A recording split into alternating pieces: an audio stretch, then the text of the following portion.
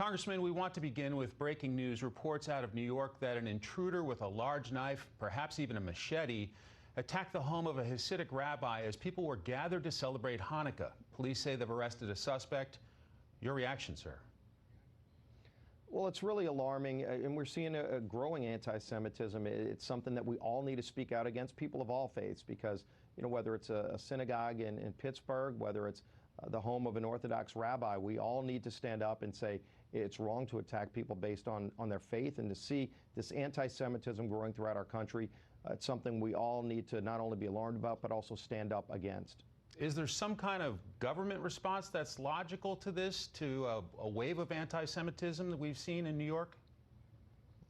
Well, I think our reaction needs to be quick and direct, that anti-Semitism is wrong, that attacks on people of faith are wrong, and that regardless of who's attacked, we're going to stand up against it, not try to figure out who did it. That's law enforcement's job, and law enforcement is doing a great job, by the way, of making sure that they're getting the suspect. Too often in Washington, you see people trying to figure out somebody's motives instead of just saying it's wrong and attack it. Call it out for what it is. Anti-Semitism is wrong. We need to stand up against it, and it's unfortunately starting to pop up all around the country more and more. So we need to stand up and be very vocal and very united against it. Okay, to your role as one of the top Republicans in the House of Representatives, what are your expectations when Congress returns? Will Speaker Pelosi cave and send over the articles of impeachment quickly? Well, it's our duty to turn it over. It's not like some mechanism she can control. The House passed it. They shouldn't have. I mean, you look at what the evidence was, and Speaker Pelosi wanted to talk about the evidence. Every one of their witnesses testified under oath saying there was no crime, saying there was no quid pro quo. Maybe she's trying to carry out her own quid pro quo by acting as if she's got some kind of role in the Senate trial. They had a weak case. I think she knows they had a weak case. There was no evidence and no crime committed, and yet they still wanted to impeach the president to appease their radical base. That's what this was about from the beginning. They've neglected a real agenda for hardworking families, by the way. And so what you're seeing right now is, I think, Pelosi just exposing the fact she has no case and trying to have one more bite at the apple. They're even talking about more impeachments next year. How about they focus on lowering drug prices, securing our border, doing an infrastructure package that they could have done in a bipartisan way? They don't want to do any of that because they become the party of impeachment. They have this obsession, it seems like, with carrying out this political vendetta that they have against the president instead of working with him to get things done. At least President Trump is working for families and creating jobs, getting an economy that's booming, and higher wages in people's paychecks. That's what we should all be focused on. Do you believe Speaker Pelosi is overreaching by trying to influence a Senate trial? Well, it's not her role to go over to the Senate. She could run for the Senate if she wants to be a senator. But the House has a role. The Senate has a role. It's time for the Senate to do their job. Look, for months, she was saying how important it is. They've got to remove this president immediately. He's a threat to their whole way of life. And then once they pass the impeachment, she doesn't want the Senate to get the papers to start the trial. They can't have it both ways. I think people see through this charade. It's a political charade. This is not what our founders intended impeachment to be used for. In fact, they wrote about it. Hamilton talked very specifically about the concern that impeachment would be used to carry out a political vendetta instead of to go after a crime. There was no crime committed. And so now all they're doing is trying to just attack the president personally because their field is so weak on the Democrat side, and the president's done such a great job at fulfilling his promises, the things he actually ran on doing. I wish Barack Obama and Joe Biden would have stood up to Russia and helped Ukraine as much as President Trump has helped Ukraine, selling Javelin missiles, allowing them to stand up to Russia in ways that Barack Obama and Joe Biden wouldn't allow Ukraine to do. Looking ahead, you've said Majority Leader Mitch McConnell will run a fair trial in the Senate, but Alaska Republican Senator Lisa Murkowski was critical this week of coordination between McConnell and the White House. She doesn't seem convinced, Congressman.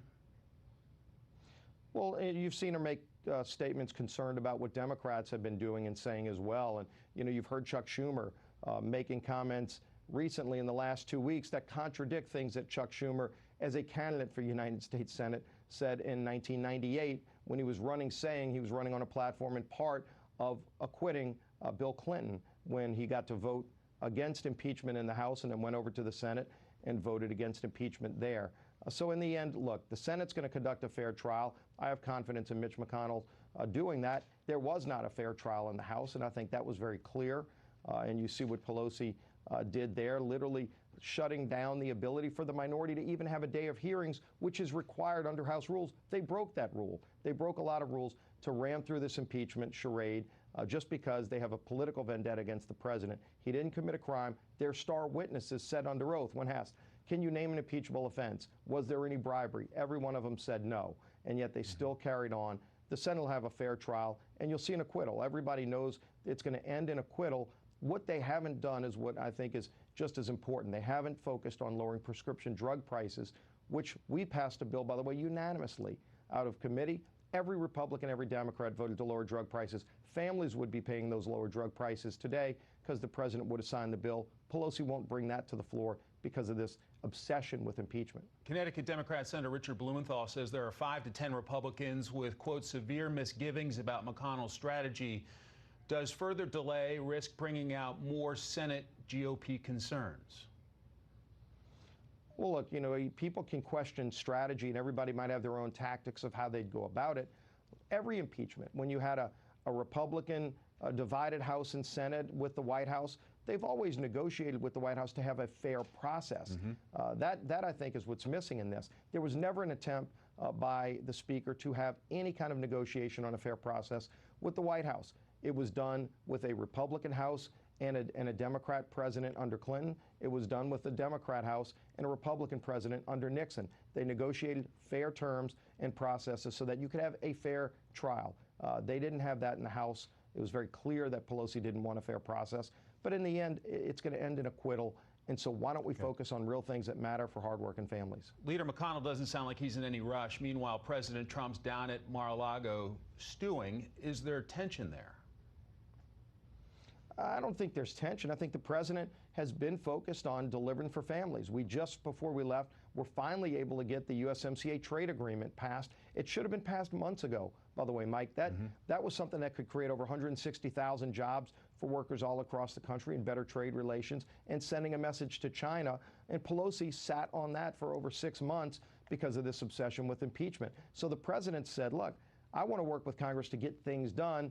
They just spend all their time going after him personally because they don't like him. And as he said, they don't like the people who voted for him, which I think is a bigger concern that they're missing, that I think those people are going to speak out again in 2020 and reelect President Trump and send in a Republican House because they don't want the House spending all of its time carrying out political vendettas. They should be working for those families that President Trump's working and delivering for. Congressman, how do you take the fight to the 31 House Democrats in districts President Trump won? You got to go back and just continue to talk about the things that we would do if we were in the majority, actually delivering for those same families that expect Congress to be working for them, not fighting over their own personal power in Washington.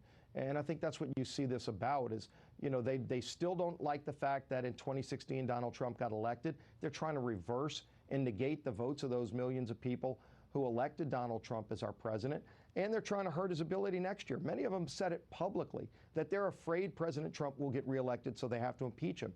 But that's not why you have impeachment. That, in fact, is an abuse of the power of impeachment. And I think they're going to be punished for abusing that power next year when they go before the voters who elected them last year. To be clear, we are not naming the name, but do you have any issues with President Trump retweeting the name of the alleged whistleblower?